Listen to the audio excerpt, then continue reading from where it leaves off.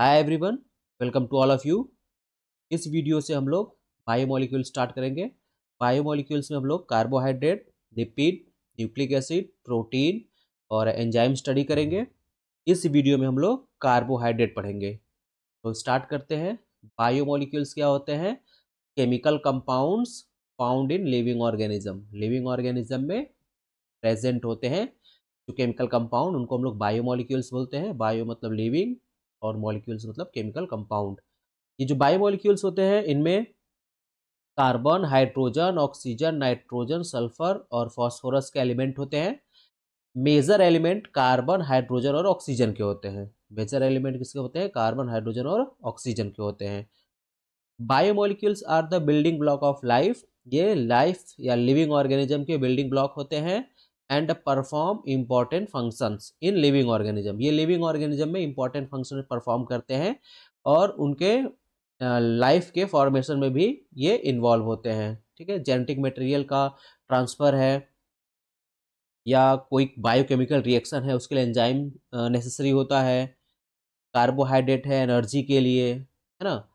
ठीक, दे are important, आगे है they are important for survival of living cells. ठीक है, लिविंग सेल्स के सर्वाइवल के लिए ये इम्पॉर्टेंट होते हैं। लिविंग सेल्स के सर्वाइवल के लिए ये इम्पॉर्टेंट होते हैं।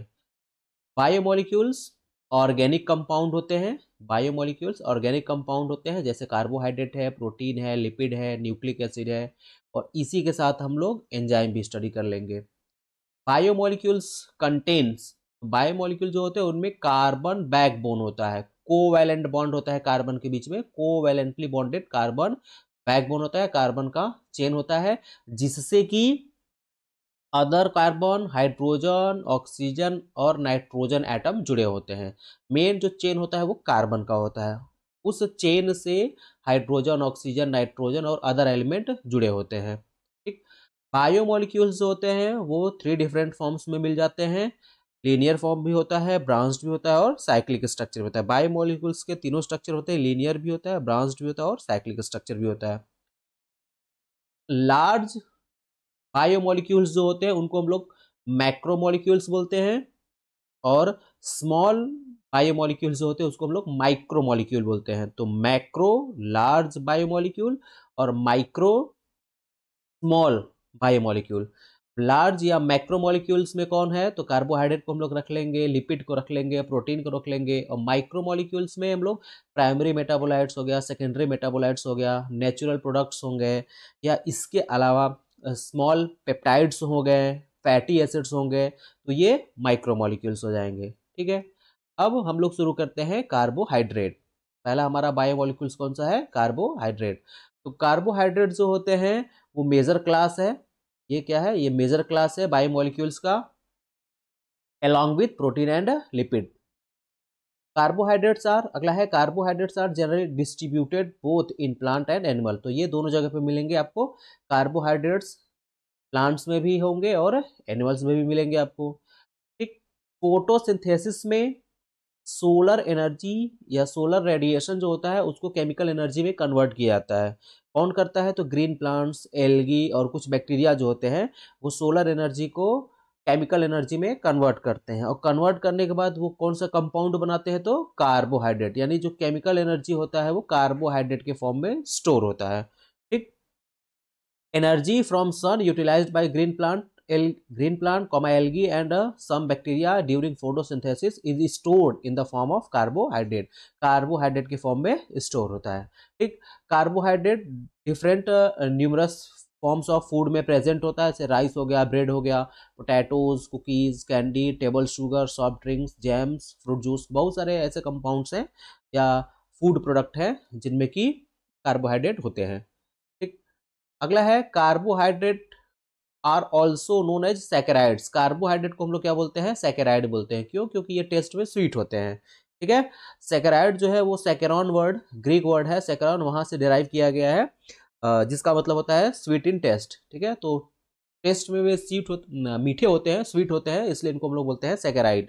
ठीक, कार्बोहाइड्रेट का मतलब होता है कार्बन के हाइड्रेट्स। कार्बोहाइड्रेट का अगर मीनिंग निकाला जाए तो हो जाएगा कार्बन के हाइड्रेट्स, क्योंकि इनमें जो फॉर्मूला होता है वो फॉर्मूला CH2ON, CH2ON। तो इसमें C और H2 अगर हम लोग अलग कर दें तो हाइड्रेट्स ऑफ कार्बन, इसको क्या बोल देंगे, हाइड्रेट्स ऑफ कार्बन, इसलिए इसको बोलते हैं कार्बोहाइड्रेट्स। ठीक है, यहाँ पे N कोई भी नंबर हो जाएगा, 3 4 5 6।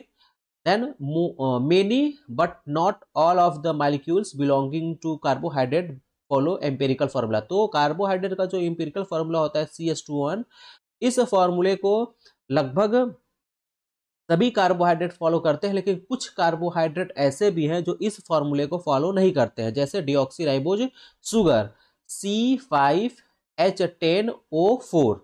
जनरल जो फॉर्मूला होना चाहिए C5H10O5 होना चाहिए, लेकिन डिऑक्सीराइबोज शुगर जो होता है उसमें C5H10O4 होता है, यानी वो जो जनरल इंपेरिकल फॉर्मूला होता है कार्बोहाइड्रेट का उसको फॉलो नहीं करता है। ठीक, इसमें कार्बोहाइड्रेट्स में कार्बन, हाइड्रोजन और ऑक्सीजन के बीच में रेशियो 1:2:1 होता है। ठीक है, जो रेशियो होता है कार्बन, हाइड्रोजन और ऑक्सीजन के बीच का जो रेशियो होता है वो 1:2:1 होता है। केमिकली देखा जाए तो कार्बोहाइड्रेट का एक लाइन का डेफिनेशन हम लोग क्या बताएंगे, तो कार्बोहाइड्रेट्स आर पॉलीहाइड्रोक्सी एल्डिहाइड और कीटोन।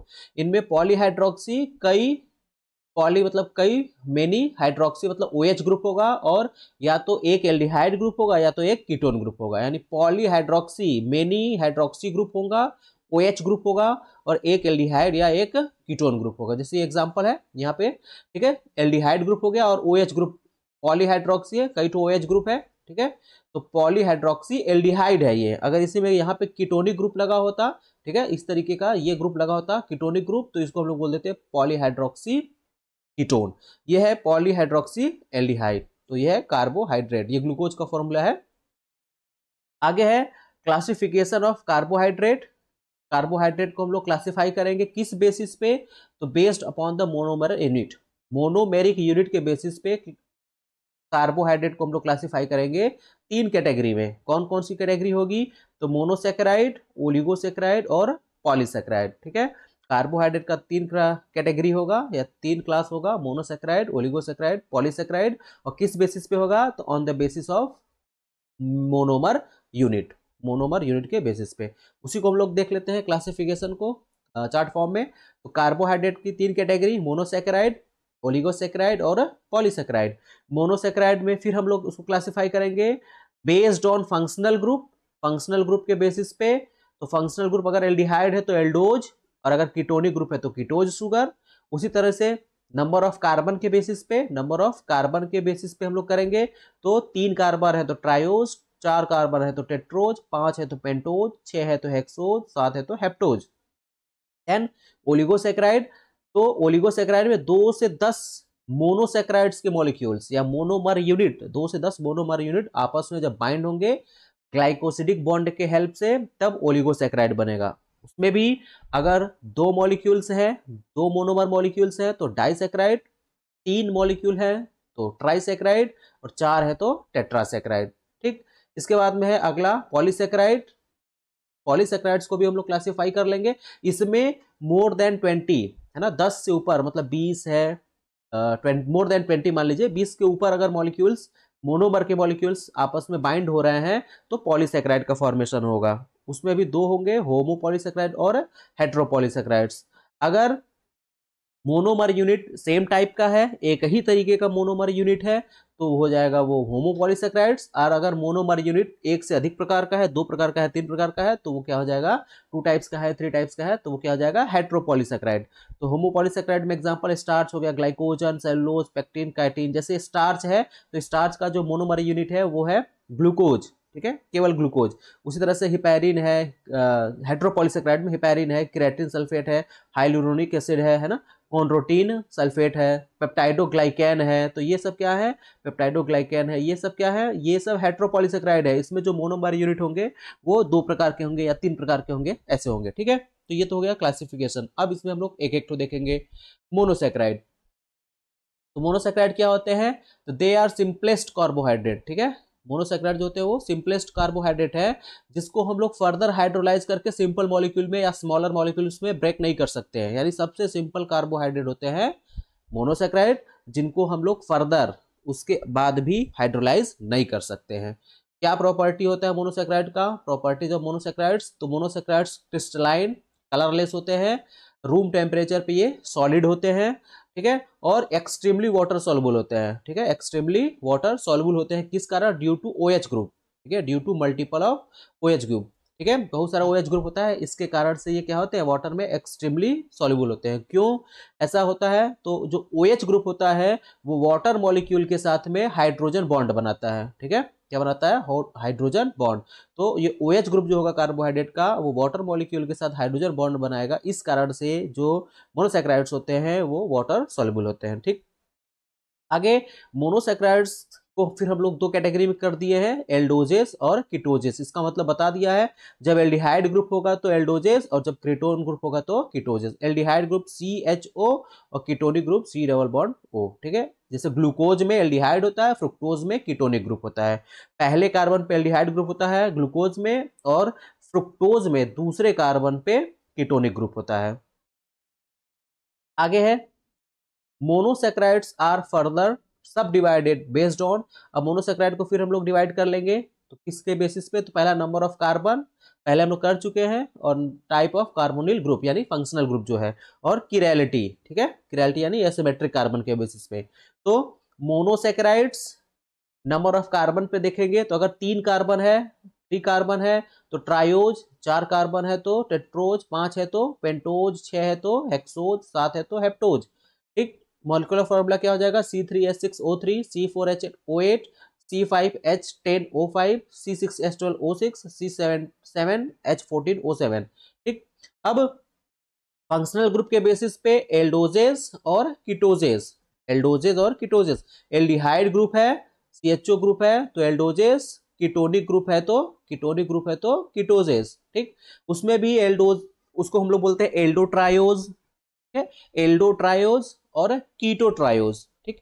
अगर एल्डिहाइड ग्रुप है और नंबर ऑफ कार्बन 3 है तो इसको हम लोग बोलेंगे एल्डोट्रायोज, और अगर कीटोनिक ग्रुप है और नंबर ऑफ कार्बन 3 है तो उसको बोलेंगे कीटोट्रायोज। वैसे ही एग्जांपल में है ग्लिसरल्डिहाइड है, कीटोन में है डाइहाइड्रोक्सी एस्टोन, ठीक है, टेट्रोज में एरिथ्रोज, इरिथ्रुलोज, फिर यहाँ पे पेंटोज शुगर में aldehyde, ribose, aldose sugar, pentose sugar में, या एल्डो पेंटोज शुगर, तो जाइलोज हो गया, एराबिनोज हो गया, राइबोज हो गया, ठीक है।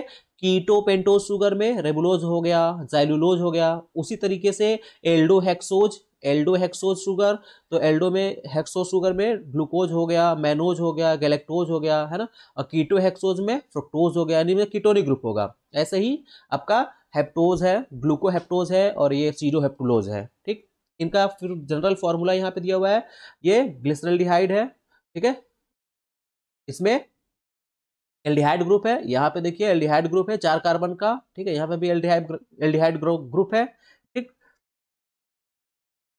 देन इसके बाद में है 5 कार्बन, 5 कार्बन का है ना, ये राइबोज हो गया, एर्बिनोज हो गया, जाइलोज हो गया, है ना, लाइजोज हो गया, ठीक, ये 4 कार्बन के हो गए। इसके बाद में है आपका 5 कार्बन का, ठीक, वहां पे हो गया। फिर इसके बाद 6 कार्बन का है, ग्लूकोज हो गया, मैनोज हो गया, गैलेक्टोज हो गया, है ना, ठीक। तो ये ग्लूकोज का फॉर्मूला है। आगे देखिए हेक्सोज शुगर में भी वही नाम दिया, एल्डो हेक्सोज और कीटो हेक्सोज, ठीक।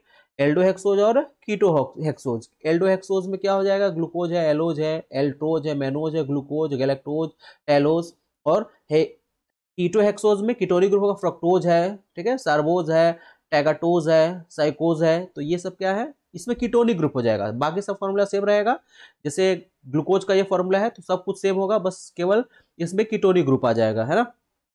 लास्ट का सब सेम रहेगा, यहाँ पे दूसरे कार्बन पे कीटोनिक ग्रुप होगा, बाकी ऊपर में CH2OH तो रहेगा ही, है ना। दूसरे कार्बन में पहला कार्बन हो जाएगा, दूसरे कार्बन पे क्या आ जाएगा? कीटोनिक ग्रुप आ जाएगा, ठीक है। बाकी नीचे का जो है वो तो रहेगा ही उतना, ठीक। बस ये डिफरेंस होता है, पहले कार्बन में एल्डिहाइड ग्लूकोज में, और फ्रुक्टोज में दूसरे कार्बन पे कीटोनिक ग्रुप हो जाएगा। आगे मोनोसेक्राइड्स हैव एसिमेट्रिक कार्बन, ठीक है। मोनोसेक्राइड्स के पास क्या होता है? एसिमेट्रिक कार्बन होता है। एसिमेट्रिक कार्बन क्या होता है? तो एसिमेट्रिक कार्बन ऐसा कार्बन होता है जिससे कि 4 डिफरेंट ग्रुप लगा हो। ए हो गया, ये बी हो गया, ये सी हो गया, ये डी हो गया। ठीक है, ये कार्बन है। इस कार्बन की जो वैलेंसी 4 होती है और चारों वैलेंसी 4 अलग अलग ग्रुप से अगर कंप्लीट हो रहा है, ठीक है, ये अलग ग्रुप हो गया, ये अलग, ये अलग, ये अलग, तो ऐसे कार्बन को किरल कार्बन बोलते हैं या एसिमेट्रिक कार्बन बोलते हैं। ठीक, और अगर एसिमेट्रिक कार्बन प्रेजेंट है या किरल कार्बन प्रेजेंट है तो वो कंपाउंड ऑप्टिकली एक्टिव होगा। क्या होगा? ऑप्टिकली एक्टिव होगा, यानी वो पोलराइज्ड लाइट के प्लेन को या प्लेन ऑफ पोलराइज्ड लाइट को वो क्या करेगा, या तो क्लॉकवाइज या तो एंटी क्लॉकवाइज क्या करेगा, या राइट साइड या लेफ्ट साइड उसको रोटेट करेगा। ठीक, तो monosaccharides due to presence of one और more chiral carbon atom in their structure are optically active. They can rotate plane of polarised light. ये प्लेन ऑफ पोलराइज्ड लाइट को क्या करेगा, रोटेट करेंगे। उसके बेसिस पे दो तरीके के होंगे, डेक्स्ट्रो और लीवो, डेक्स्ट्रो रोटेटरी और लीवो रोटेटरी।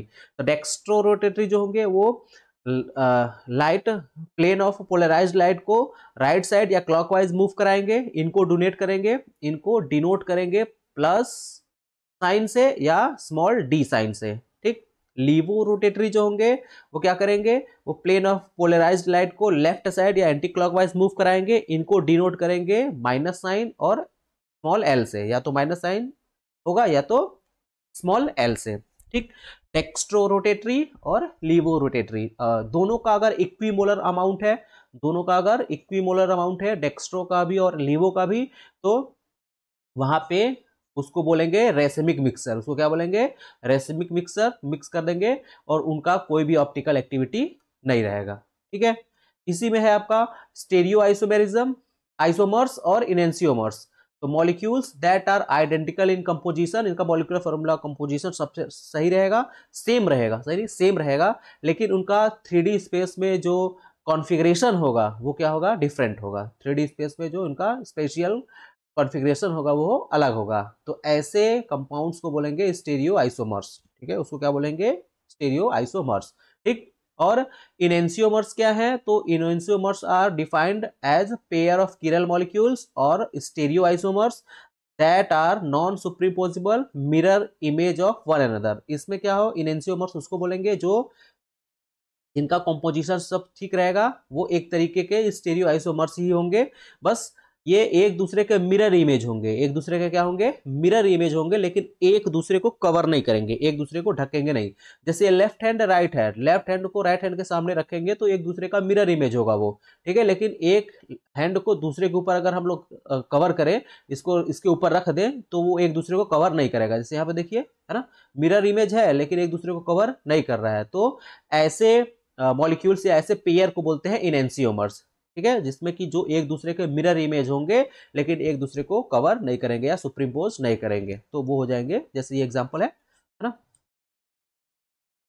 आगे है orientation of H and OH group, orientation of H and OH group around the carbon atom just adjacent to the terminal primary alcohol carbon penultimate carbon determines as to which form of sugar belong to D form और L form. देख, अब एक ये और criteria है, अलग अलग form है ना,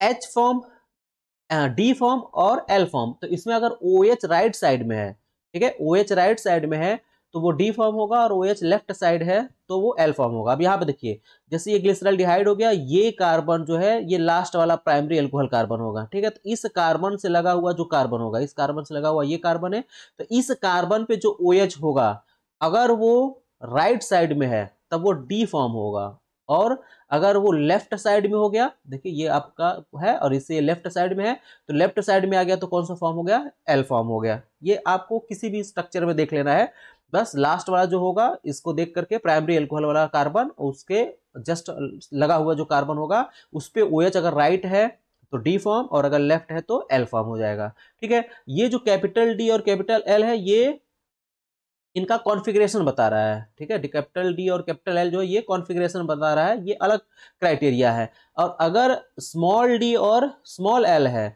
तब हम उसको डेक्स्ट्रो और लीवो बोलेंगे। अगर कैपिटल में लिखा है तो ये इसका मतलब डेक्स्ट्रो, इसका मतलब लीवो नहीं होगा, है ना। कैपिटल D और कैपिटल L का मतलब डेक्स्ट्रो और लीवो रोटेटरी नहीं है, स्मॉल d और स्मॉल l का मतलब है डेक्स्ट्रो और लीवो, ठीक है। ये प्लेन ऑफ पोलराइज्ड लाइट को मूव कराएंगे, ये जो है ये अलग क्राइटेरिया है, ठीक है। तो यह चीज लिखा हुआ है, if O H is on right तो बिलोंग डी फॉर्म, और अगर लेफ्ट में है तो एल फॉर्म हो जाएगा, ठीक है। In nature D form of carbohydrate are more abundant than L form, यानी कि नेचर में ज्यादातर कौन सा फॉर्म मिलता है, तो डी फॉर्म मिलता है, ठीक। आगे है स्टेरियो आइसोमर सही है, स्टेरियो आइसोमर सही है, लेकिन किसी एक पर्टिकुलर कार्बन पे अगर सारा मिरर इमेज हो रहा है, एक दूसरे को सुपरिम्पोज नहीं कर रहे हैं, लेकिन उसके अलावा क्या हो रहा है कि किसी एक पर्टिकुलर कार्बन पे अगर कॉन्फ़िगरेशन चेंज आ रहा है, किसी एक पर्टिकुलर कार्बन पे कॉन्फ़िगरेशन चेंज आ रहा है, तब उस पेयर को हम लोग बोलेंगे ईपीमर्स, तब उसको क्या बोला जाएगा, ईपीमर्स, ठीक है। Stereo isomers differ from one another only in the configuration with respect to a single carbon atom, ठीक है। सिंगल कार्बन एटम पे अगर कॉन्फ़िगरेशन में कुछ चेंजेस आ रहा है, उस कंडीशन में हम लोग उसको क्या बोल देंगे, ईपीमर्स, ठीक है। Are not mirror image of one another, ठीक है, atom other than the reference carbon atom and are not mirror image, एक दूसरे के मिरर इमेज नहीं होंगे। Such a pair of stereo isomers is called epimers, उनको क्या बोलेंगे, एपीमर्स बोल देंगे। जैसे देखिए यहाँ पे सारा का सारा फॉर्मूला ठीक है, लेकिन इसमें सेकंड कार्बन जो है, ये सेकंड कार्बन है, उस सेकंड कार्बन पे OH इसमें लेफ्ट साइड में आ गया, इसमें राइट साइड में, तो केवल एक सिंगल कार्बन पे कॉन्फ़िगरेशन चेंज आ रहा है, तो इसको बोलेंगे C2, है ना, कार्बन दूसरे पे C2 एपीमर्स। इसी तरह से आप देखिए मैनोज और ग्लूकोज में, ठीक है, इसमें चौथा कार्बन है, देखिए चौथे कार्बन पे जो OH है इस साइड में है, और यहाँ पे इस साइड में आ गया, यहाँ पे आ गया, ठीक है। तो ये चौथे कार्बन पे हो जाएगा, ये चौथे कार्बन पे ईपीमर्स हो जाएंगे। तो ईपीमर्स में क्या होगा, मिरर इमेज नहीं होंगे और स्टीरियो आइसोमर्स ही होंगे, लेकिन इसमें किसी सिंगल कार्बन एटम पे कॉन्फ़िगरेशन चेंज रहेगा, जिसको हम लोग क्या बोलेंगे, ईपीमर्स बोलेंगे, ठीक। मोनोसैकराइड्स जो होते हैं वो साइक्लिक फॉर्म में भी मिलते हैं। मोनोसैकराइड्स जो होते हैं एक्वस सोल्यूशन में जब ये होते हैं तो ये साइकिल के फॉर्म में होते हैं। In the aqueous solution monosaccharides with 5 और more carbon atoms generally occur in ring structure, aqueous solution में ये क्या होंगे, रिंग स्ट्रक्चर में होंगे, ठीक। रिंग स्ट्रक्चर बनेगा कैसे, तो फॉर्म्ड बाय इंट्रामोलिकुलर, ठीक है। इंट्रामोलिकुलर मतलब एक ही मॉलिक्यूल के बीच में रिएक्शन होगा, इंट्रामोलिकुलर किसके बीच में, तो hydroxyl group and aldehyde group और कीटोन ग्रुप, है ना। हाइड्रोक्सिल ग्रुप और जो फंक्शनल ग्रुप है एल्डिहाइड ग्रुप है तो एल्डिहाइड ग्रुप के साथ, कीटोन ग्रुप है तो कीटोन ग्रुप के साथ बॉन्डिंग होगी। तो जब हाइड्रोक्सिल ग्रुप एल्डिहाइड ग्रुप के साथ रिएक्शन करेगा या बॉन्डिंग करेगा तो उसको बोलेंगे हेमी एसिटल, और अगर हाइड्रोक्सिल ग्रुप कीटोन के साथ कर रहा है तब उसको बोलेंगे हेमी कीटल्स, ठीक है। हाइड्रोक्सिल ग्रुप एल्डिहाइड तो hemi acetal, hydroxyl group ketonic group के साथ जा रहा है तो हेमी कीटल्स, ठीक है।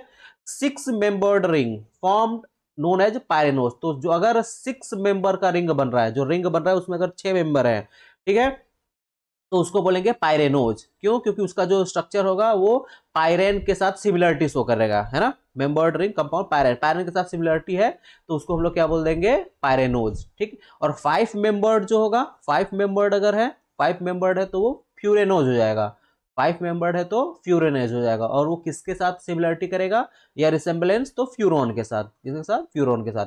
तो 6 मेंबर्ड है तो पायरेनोज और 5 मेंबर्ड है तो फ्यूरेनोज, ठीक। अब ये देखिए यहाँ पे ये बना हुआ है, ये है डी ग्लूकोज, ये है डी ग्लूकोज। अब डी ग्लूकोज का जो एल्डिहाइड ग्रुप है, डी ग्लूकोज का ये एल्डिहाइड ग्रुप है पहला कार्बन पे, और ये 5वां कार्बन, ठीक है, ये 5वां कार्बन पे OH ग्रुप है। इस OH ग्रुप और यहाँ पे एल्डिहाइड ग्रुप के साथ बॉन्डिंग होगा, क्या होगा, बॉन्डिंग होगा। तो 6 रिंग का स्ट्रक्चर बनेगा, है ना। देखिए यहाँ पे इस तरीके का स्ट्रक्चर बनेगा, 5 कार्बन हो जाएगा, एक कार्बन, दूसरा कार्बन ये होगा, तीसरा ये होगा, चौथा कार्बन ये होगा, 5वां ये वाला हो जाएगा, और एक ऑक्सीजन हो जाएगा। तो 6 मेंबर का रिंग हो गया, 6 मेंबर्ड रिंग हो गया, तो ये क्या हो जाएगा, पायरेनोज, ये क्या हो जाएगा, पायरेनोज हो जाएगा, ठीक।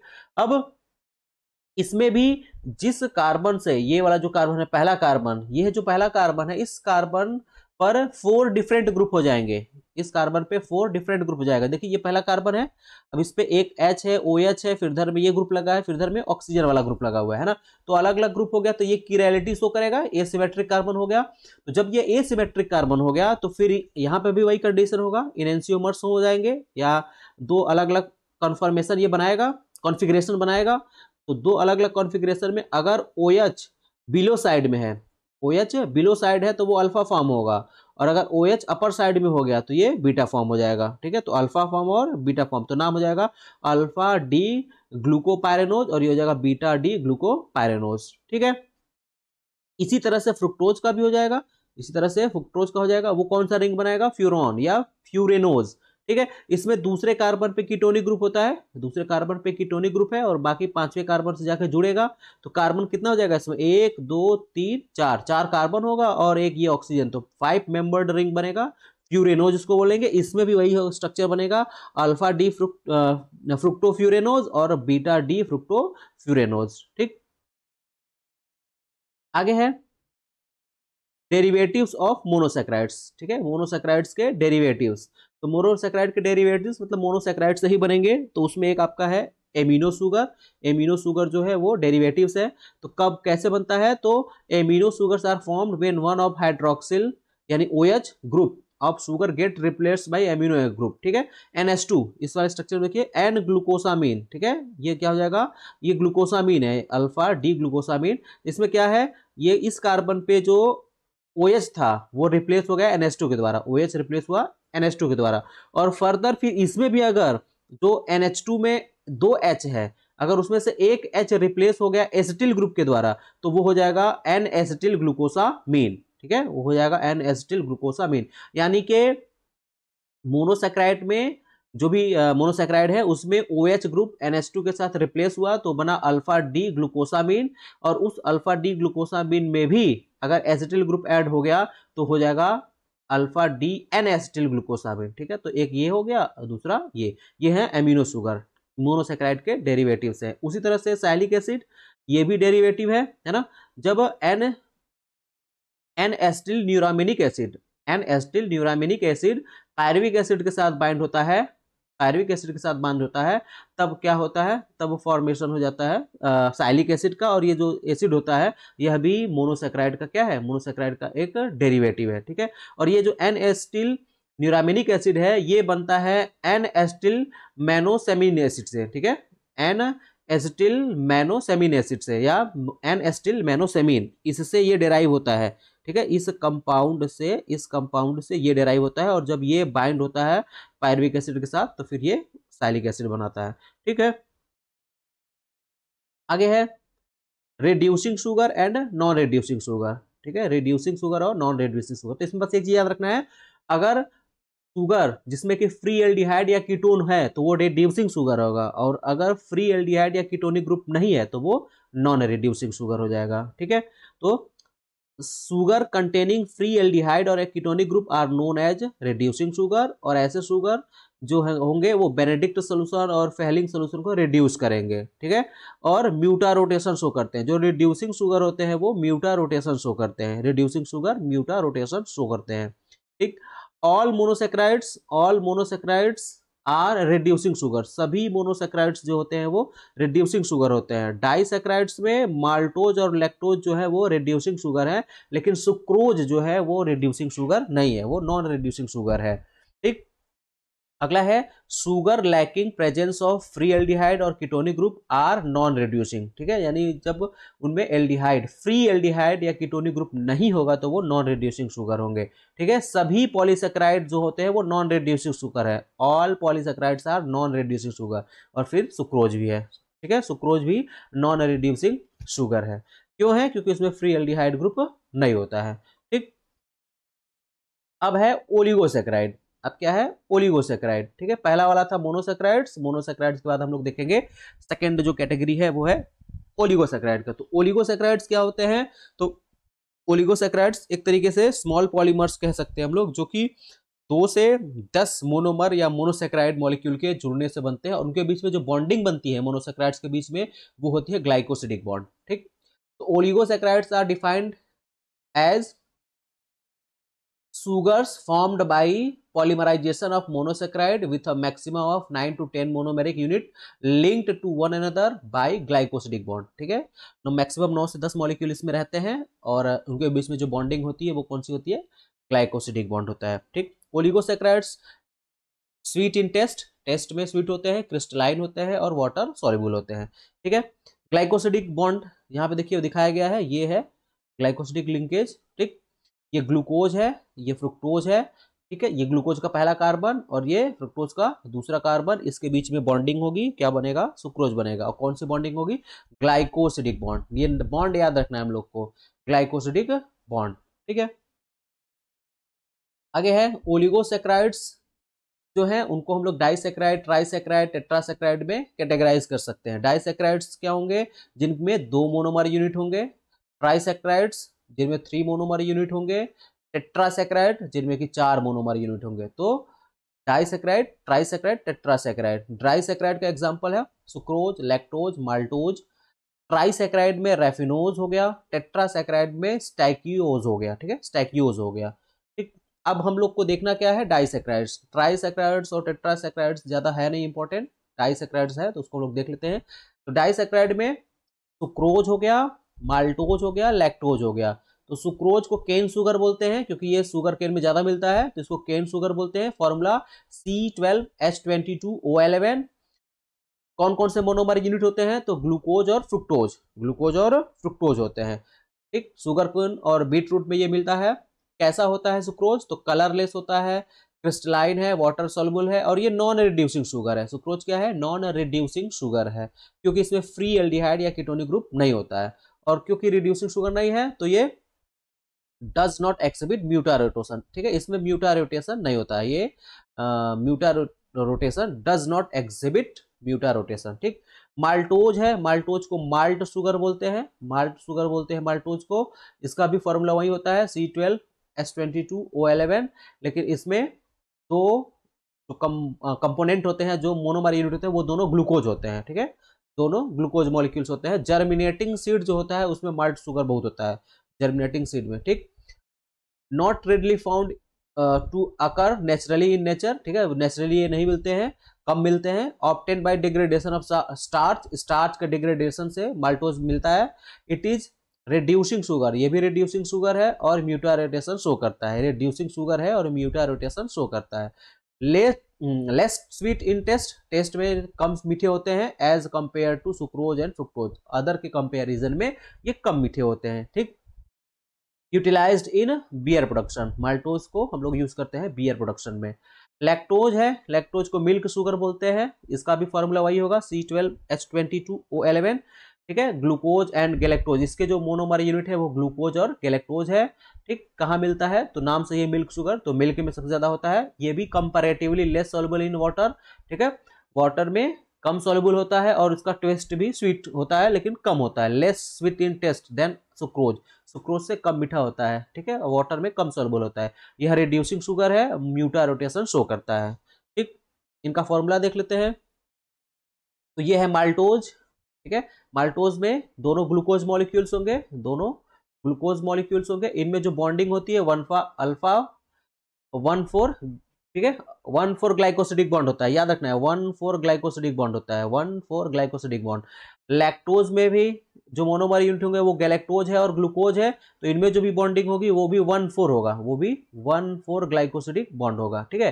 तो क्रोज में जो बॉन्डिंग होती है वो 1,2 ग्लाइकोसिडिक बॉन्ड होता है, याद रखना है ग्लाइकोसिडिक बॉन्ड होगा, लेकिन कौन सा होगा, 1,2। तो क्रोज में ग्लूकोज और फ्रक्टोज होता है, ग्लूकोज और फ्रक्टोज, ये है ग्लूकोज और ये है फ्रक्टोज, ये दोनों मिल करके क्या बनाएगा, 1,2 बनाएगा सुक्रोज, और इनमें जो बॉन्डिंग होगी वो होगी 1,2 ग्लाइकोसिडिक बॉन्ड। ग्लूकोज में जब हम लोग चेन स्ट्रक्चर बनाते हैं तो पहले कार्बन पे CHO ग्रुप होता है, बाकी तो पीछे रहेगा जो भी है 5, इसमें पहले पे CHO ग्रुप होता है। और उसी तरह से फ्रुक्टोज जो होता है उसमें जो दूसरा कार्बन होता है उसमें कीटोनिक ग्रुप होता है, ठीक है, ये तो COH और जो भी रहेगा, फिर इधर में 4 कार्बन है ना। तो पहला कार्बन एल्डिहाइड ग्रुप ग्लूकोज का और फ्रुक्टोज का, दूसरा कार्बन कीटोनिक ग्रुप, इनके बीच में बॉन्डिंग होती है, इनके बीच में बॉन्डिंग होती है। इस कारण से यहाँ पे एल्डिहाइड और कीटोनिक ग्रुप फ्री नहीं होता है, इसलिए ये नॉन रिड्यूसिंग शुगर होते हैं। ये क्या होते हैं, नॉन रिड्यूसिंग शुगर। सुक्रोज को इन्वर्ट शुगर भी बोलते हैं, सुक्रोज को इन्वर्ट शुगर भी बोलते हैं, ठीक है, इसको इन्वर्ट शुगर भी बोलते हैं। होता क्या है कि इनका जो रोटेशन होता है सॉल्यूशन में, जब ये नॉर्मल क्रिस्टल फॉर्म में रहते हैं तब इनका रोटेशन, और जब ये सॉल्यूशन में होते हैं तब इनका रोटेशन उल्टा हो जाता है, इन्वर्ट उल्टा हो जाता है, इसलिए इनको क्या बोलते हैं, इन्वर्ट शुगर बोलते हैं, ठीक है, सुक्रोज को इन्वर्ट शुगर बोलते हैं।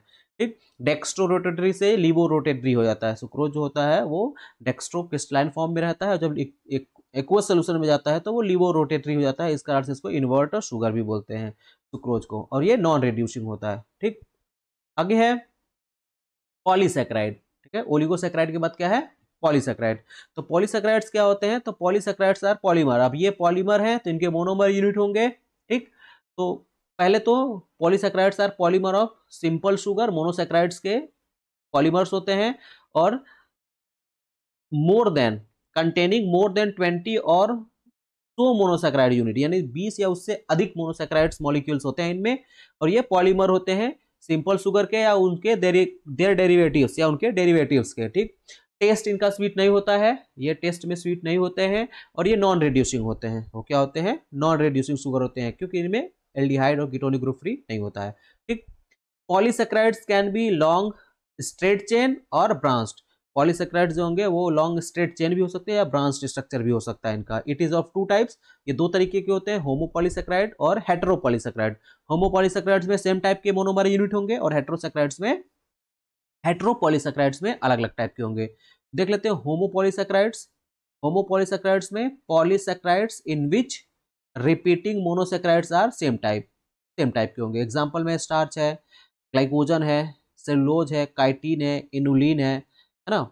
काइटिन जो होता है वो फंजाई का सेल वॉल बनाता है ना। ये अब इसमें स्टार्ट करते हैं स्टार्च।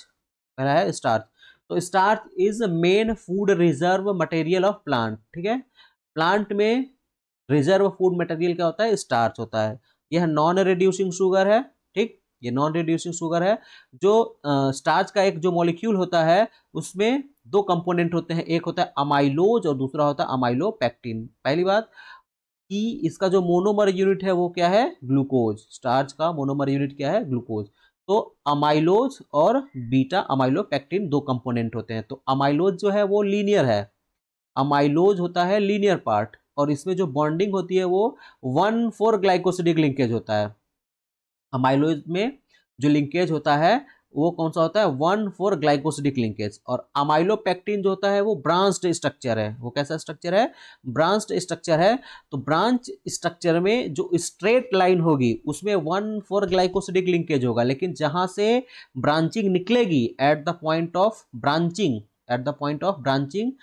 कौन सा वाला बॉन्ड होगा, तो 1,6 ग्लाइकोसिडिक बॉन्ड होगा। ठीक है, 1,6 अल्फा ग्लाइकोसिडिक बॉन्ड या अल्फा 1,6 ग्लाइकोसिडिक बॉन्ड।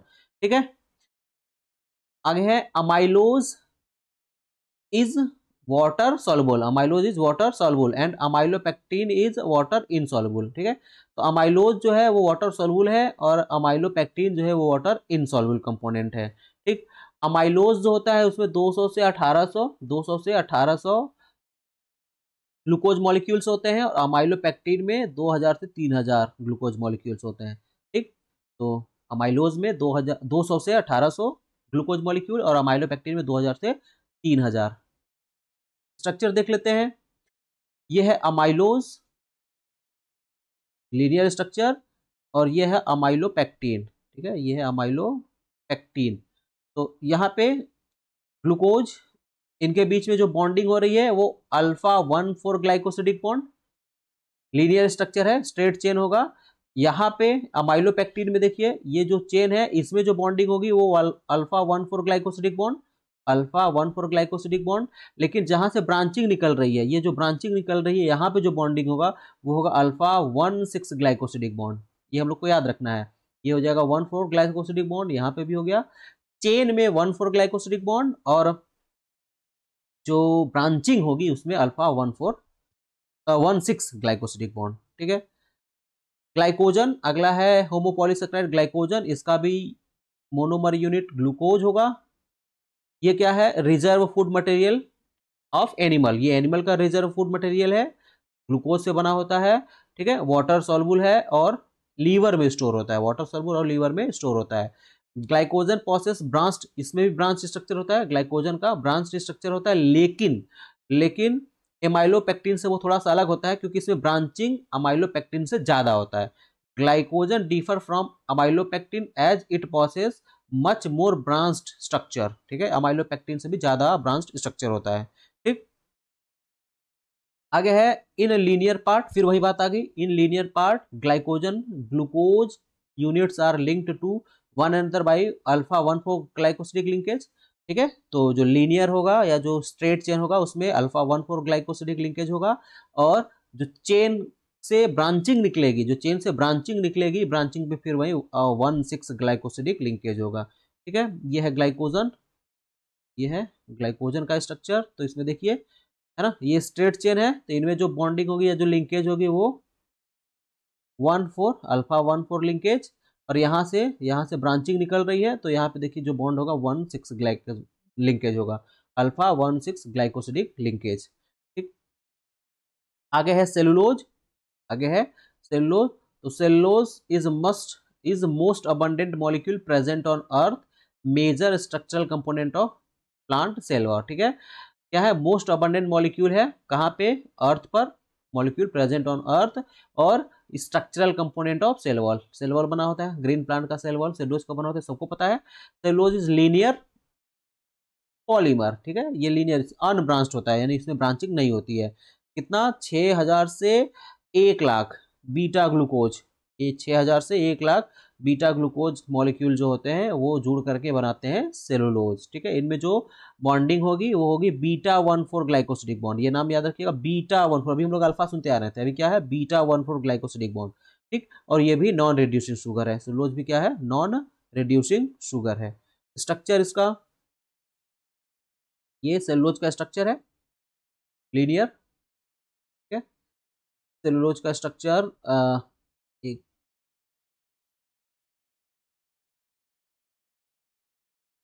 ये सेलुलोज का स्ट्रक्चर है लीनियर, यहाँ पे जो भी बॉन्डिंग होगी वो बीटा 1,4 ग्लाइकोसिडिक लिंकेज होगा। ठीक, एक और है इनुलिन। ठीक है, अभी हम लोग जो पढ़ रहे थे इसमें जो मोनोमर यूनिट था वो ग्लूकोज था, एक और होमोपॉलीसेकेराइड है इनुलिन। तो इनुलिन में ये हमको याद रखना है, जो मोनोमर यूनिट होता है वो फ्रुक्टोज होता है। मोनोमर यूनिट क्या होता है, फ्रुक्टोज। तो inulin is homopolysaccharide of fructose monomer. ठीक है, ये नेचुरली ऑकरिंग पॉलीसेकेराइड्स है, और किसमें मिलता है, तो व्हीट में, बनाना, ओनियन और एस्पैरागस में एनुलिन मिलता है। ठीक है, ये फ्रुक्टोज का पॉलीमर है, याद रखना है हम लोग को।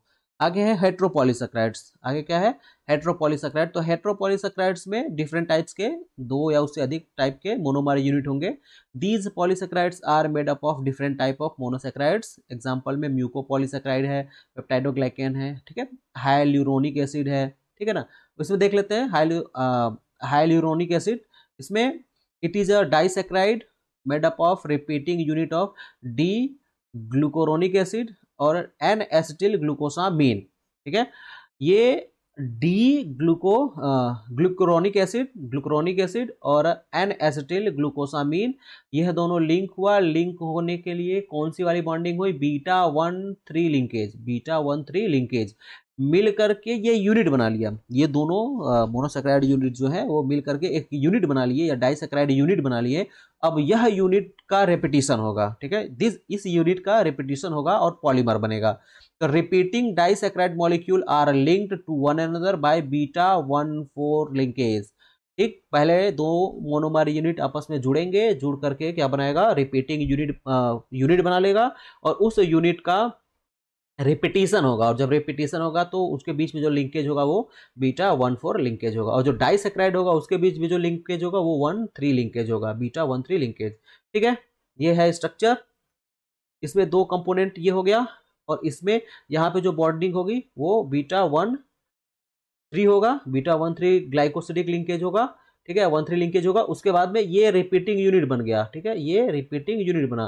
तो ये जो रिपीटिंग यूनिट बना, अब इसके आगे जब इसका रिपीटिशन होगा, आगे जब रिपीटिशन होगा तो यहाँ पे जो बॉन्डिंग बनेगी वो बीटा 1,4 ग्लाइकोसिडिक होगा, 1,4 ग्लाइकोसिडिक लिंकेज होगा।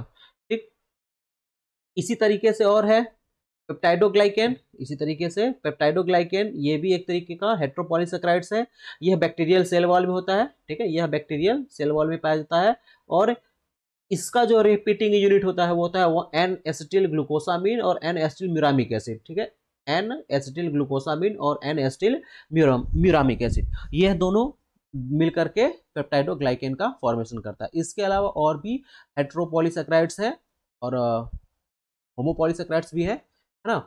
और देखिएगा, इसको स्टडी करिए, फिर कुछ छूटा होगा तो आप कमेंट करिए, फिर उसको हम लोग आगे कवर करेंगे। ठीक है, तो आज के लिए फिर इतना ही रहने देते हैं हम लोग। अगला जो क्लास होगा उसमें हम लोग लिपिड स्टार्ट करेंगे। ठीक, थैंक यू।